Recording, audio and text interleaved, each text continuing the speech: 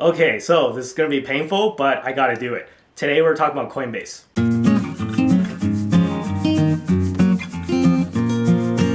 Hey, what's up, you guys? Welcome back. So you guys have been asking me a lot of questions about Coinbase, and I know you guys like to see me suffer, so here we are. I will make a separate video talk about my other stocks, but I want to dedicate this video to Coinbase stock specifically. And as you guys know, this is one of my largest positions, and it's also been one of my worst performers.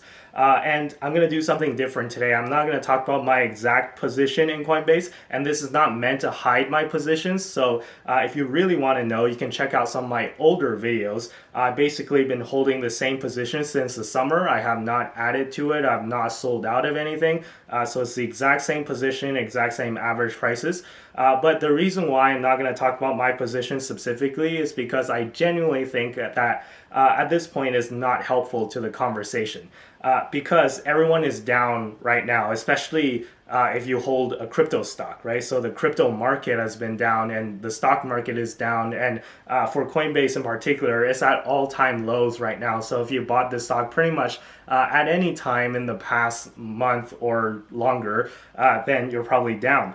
But today I want to focus on the fundamentals, right? So assuming that Coinbase doesn't go bankrupt, which, spoiler, I don't think they will, but assuming they don't go bankrupt, is there still a future for Coinbase? Of course, all this is predicated on the assumption that you still think the crypto industry in general has a future. And that the crypto industry is going to go on a bull run at some point, which again, it's also my opinion. But if you think crypto is dead, then you're probably not going to like this video, right? And I welcome disagreements, but if you're going to troll, then maybe don't watch this video, okay? Maybe this is not the video for you. Again, I welcome respectful disagreement. So if you think I'm wrong, let me know down in the comments respectfully and give me reasons why you think I'm wrong, right? So anyways, let's delve into it now about Coinbase. So let's talk about the earnings first. Earnings came out a few weeks ago, and there's just no good news. I gotta admit, it was a complete disaster, okay? So they're burning money, revenue is declining, and the latest FTX crisis is teaching people not to trust exchanges, basically. And it's bad news on bad news, and the stock hit an all-time low at around $40 per share. It's rebounded a bit since then, but it's still around that $45 mark, I think. So yeah, what do I think about all of this? Well, there are some silver linings still, in my opinion. So first, if you don't know too much about crypto, then you might think that all crypto companies are the same. So if FTX can go bankrupt and just disappear overnight, then why not Coinbase? Well, I think that couldn't be further from the truth, okay? So you shouldn't think like that, and the reason is because if you've been watching this channel for a while, you know that I've always felt comfortable having a Coinbase referral link down below in the description, but I've never promoted FTX, and I've never felt comfortable promoting FTX, and nor did I.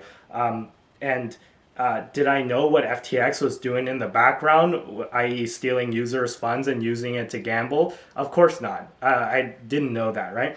But I've always had a sense that FTX was spending way too much money with marketing and all these crazy celebrity endorsements and giving money to politicians and naming stadiums and whatnot. And I was thinking, if they're spending so much money on all this, stuff that's not related to like the crypto industry as a whole, and they're not actually building anything, like what are they actually doing, right? And a large part of the problem with FTX was the owner of FTX, Sam Bankman-Fried, or SBF for short. He also owned a trading firm called Alameda Research.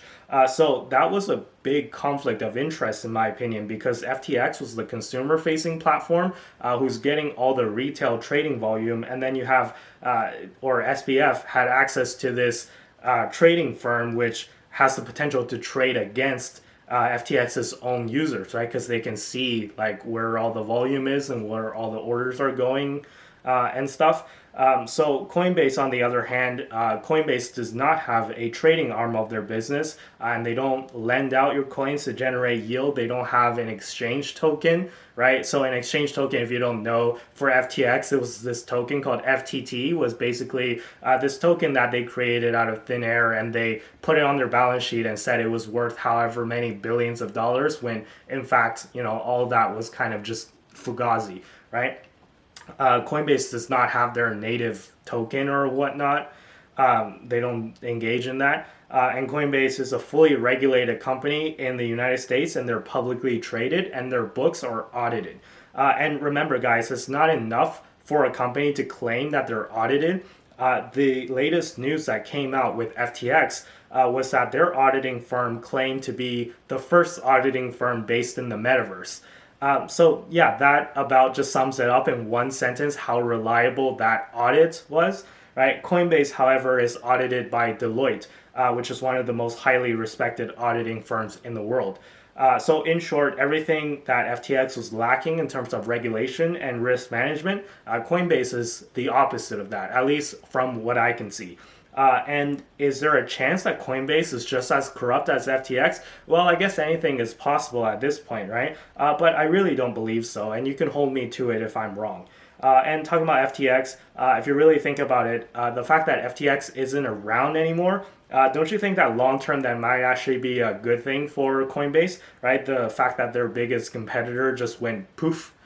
If you're looking for a one-stop shop in crypto, in the United States at least, there's Coinbase and then there's Binance, and they're kind of the only big players left. I know there's also Kraken and Gemini, but they're much smaller compared to Coinbase and Binance. And I would argue that Coinbase has an edge in the fight because Binance is not well liked by the US government at all, right? So Binance doesn't like to play by the rules, and the regulators really don't like them. And in fact, Binance is not well liked in Canada either. So as some of you know, I live in Ontario, Canada, and Binance is actually banned in Ontario because they didn't want to comply by the rules that are set out by the Ontario government.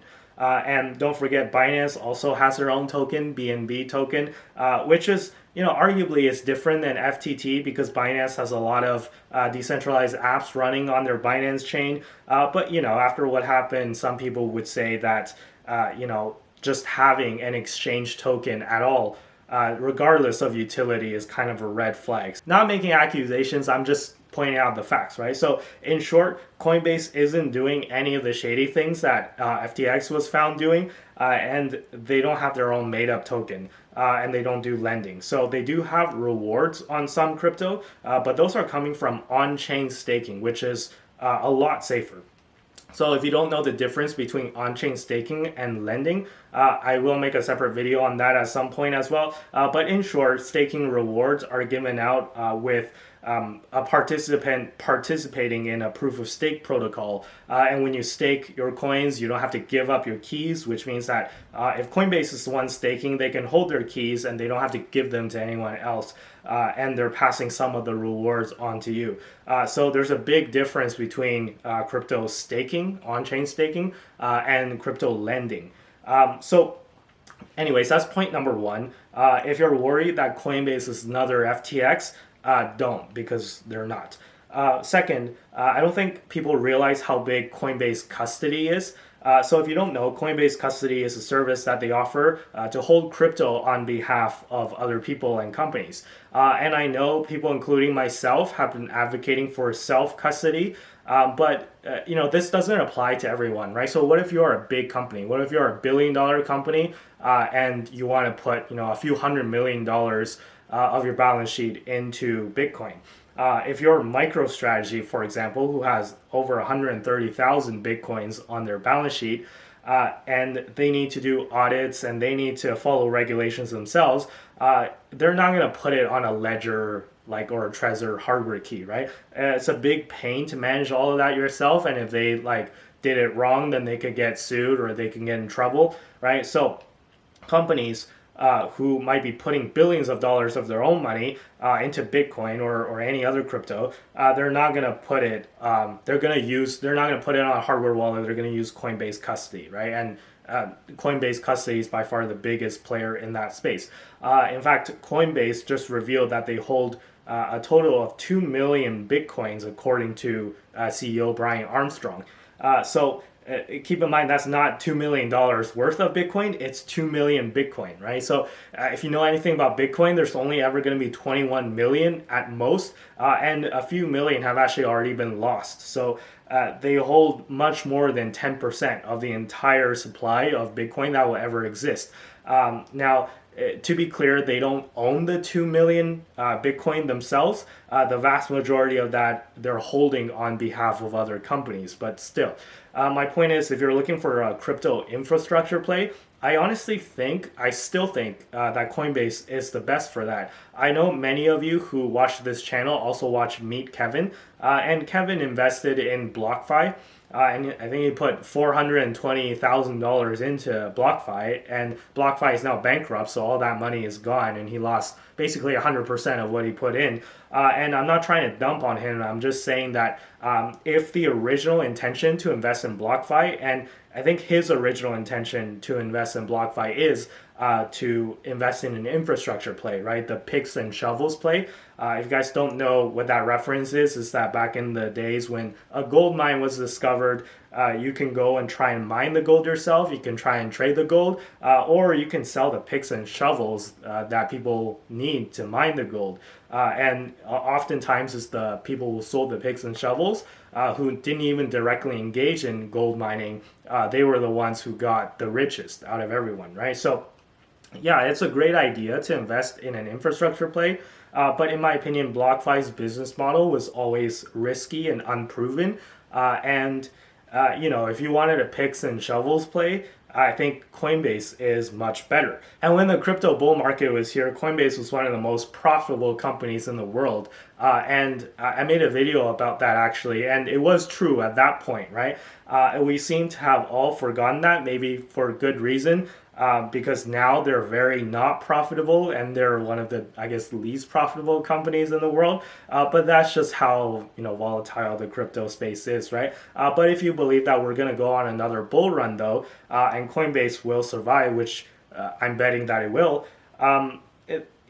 this isn't the first bear market that Coinbase has gone through, by the way, right? So if they do survive, and also now that their biggest US competitor is gone, Coinbase was about $400 per share when Bitcoin was around $69,000. So if Bitcoin hits 100K again and it drags up all the altcoins as well, then draw your own conclusions, right? Where do you think Coinbase stock can go? I honestly think it could hit more than $400, which is why I invested in Coinbase when the IPO happened, right? Now, granted, in retrospect, that was horrible timing.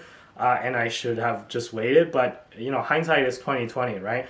So my point is, I'm still very bullish on the crypto market as a whole, and yeah, I think there's still a future for Coinbase, but we might have to be patient with this one. So, anyways, I'm gonna leave the video here for today. Be sure to give the like if you enjoyed the video, and consider subscribing if you haven't already. And be sure to follow me on Twitter. My link is down below in the description as always. And I'll see you guys in the next video.